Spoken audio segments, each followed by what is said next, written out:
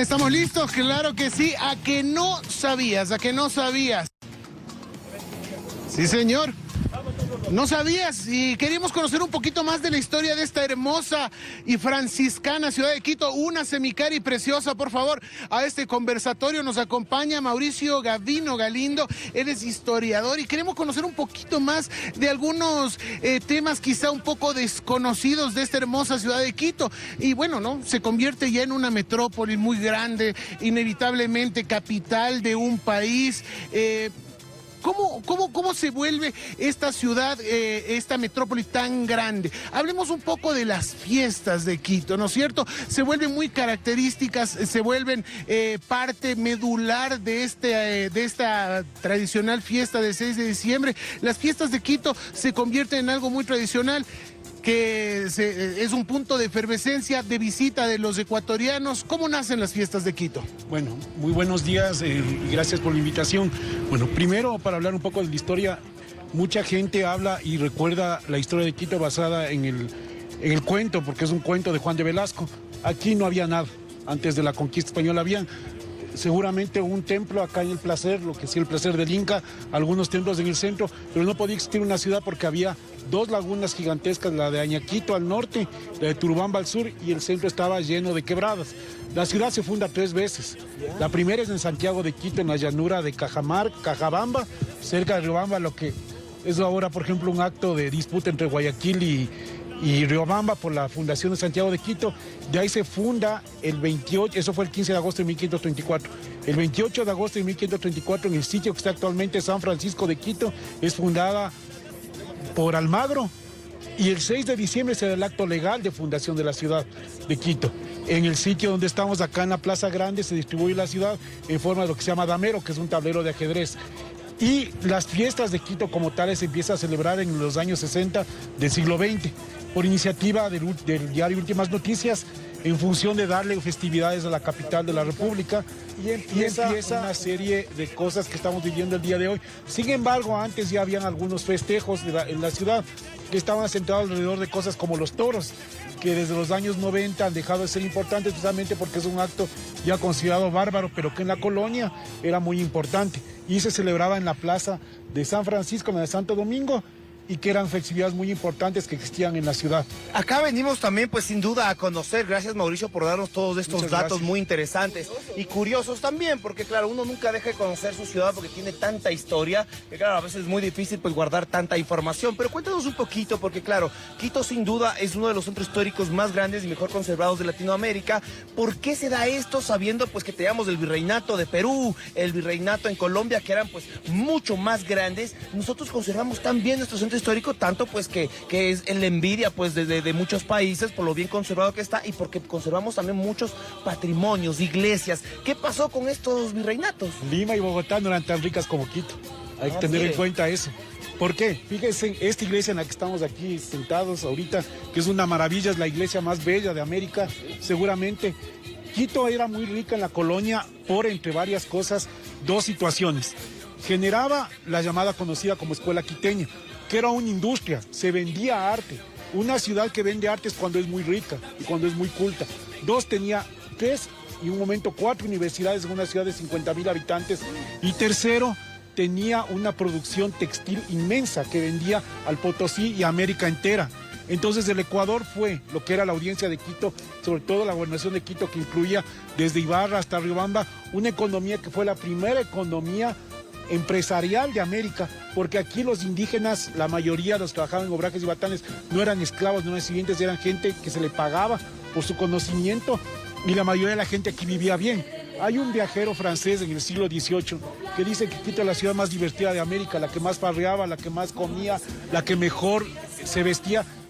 Perdón que diga esto, pero por ejemplo él decía que los escotes que encontró aquí en Quito no había ni en la corte de París, en Versalles. ¿Y a dónde iban? ¿No había las chiris antes? ¿A dónde iban?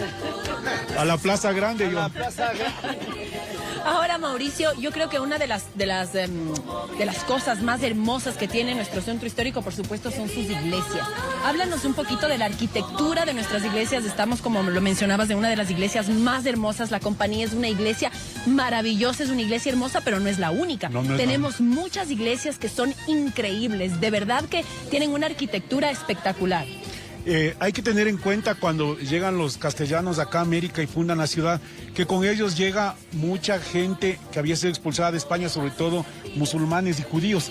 La iglesia que está atrás nuestro, la de San Francisco, inclusive tenía 4 torres, que se cayeron en un terremoto en el siglo XVIII, una parte, y después fueron derrumbados.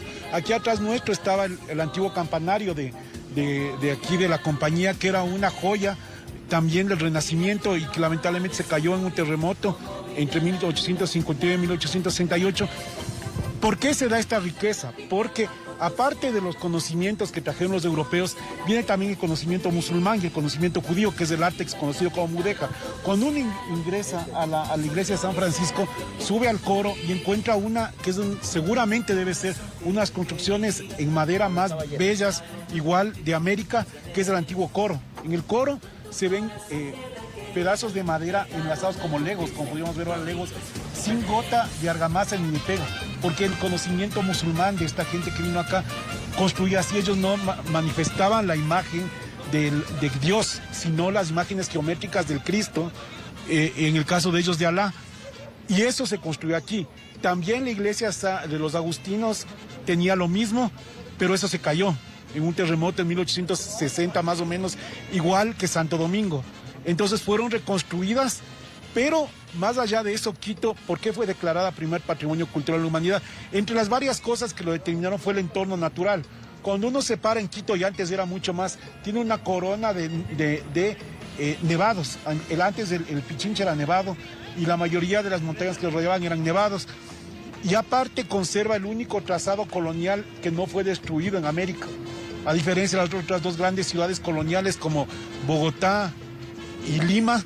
No fue destruido, se conservó, pero tenemos que tener en cuenta que la mayoría de las casas que hay aquí, las iglesias son coloniales, las casas son republicanas, pero no se cambió el trazado de la ciudad.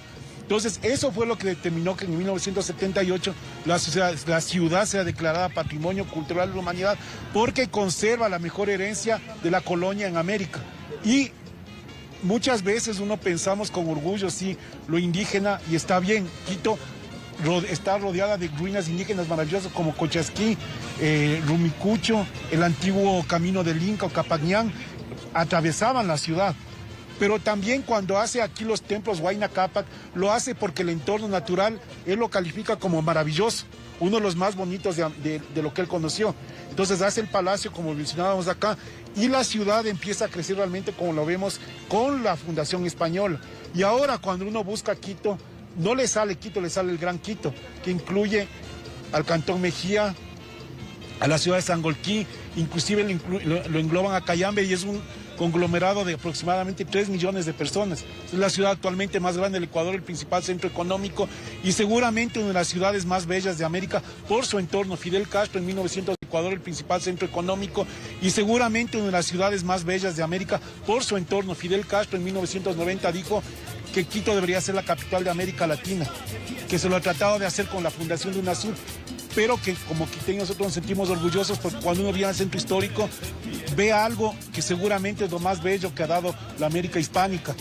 Mauricio, hablábamos y ayer justo Martín estaba en el campanario aquí a nuestras espaldas, ¿no? En una transmisión en vivo, y usted nos contaba hace instantes que también que hubo algunos terremotos. ¿Cuántos terremotos se tiene registro que soportó este centro histórico? Porque en realidad vemos que hay una buena conservación. Creo que hemos sido bendecidos por la naturaleza, también hemos tenido, creo, al menos por lo que podemos constatar, terremotos demasiado devastadores que han permitido mantener o conservar bastante bien este centro histórico. ¿Qué registro se tiene? ¿Cuántos terremotos o incendios también que han permitido conservar también o preservar este centro histórico?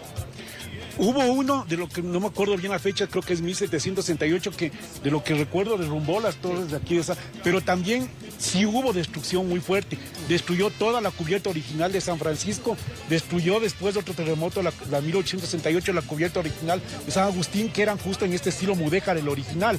Pero la restauración de San Francisco, la parte que se lo restauró, quedó tan espectacular que uno cuando entra se queda extasiado de la riqueza. Dijeron, toda la fachada es igual a la del Escorial de España, del palacio original de los primeros reyes de España unificada, y tiene las colecciones de arte más grandes en América.